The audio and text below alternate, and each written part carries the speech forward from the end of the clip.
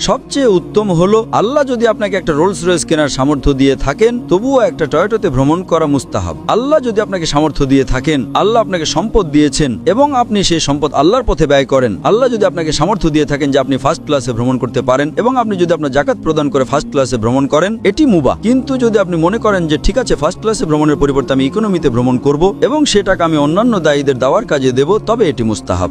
এবং এর সবচেয়ে ভালো উদাহরণ হলো শাইখ সুলাইমান রাজি, যিনি সৌদির অন্যতম ধনী ব্যক্তি। তিনি একজন মাল্টিবিলিয়নিয়ার, তিনি ইকোনমিতে ভ্রমণ করেন।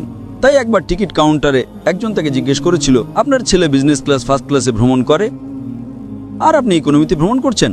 তিনি বলেছিলেন, আমার বাবা একজন গরিব মানুষ আর আমার ছেলের বাবা একজন ধনী মানুষ।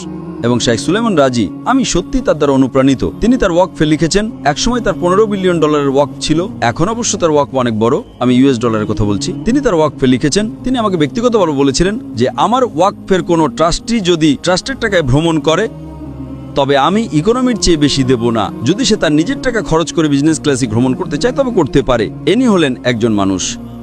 এবং আমাদের এমনই হওয়া উচিত, যদি কোনো দাবি করে না না আমি বিজনেস ক্লাস চাই, নইলে আমি আসবো না। হ্যাঁ, যদি আল্লাহ তাকে এমন সম্পদ দিয়ে থাকেন যেখানে সে মাসে $1,00,000 আয় করছে, তারপর যদি সে দাবি করে। কিন্তু যে ব্যক্তি মাসে $2,000 আয় করছে আর সে $15,000 টিকিটের দাবি করছে, নইলে আমি আলোচনার জন্য আসবো না, আমি এর সাথে দ্বিমত পোষণ করি।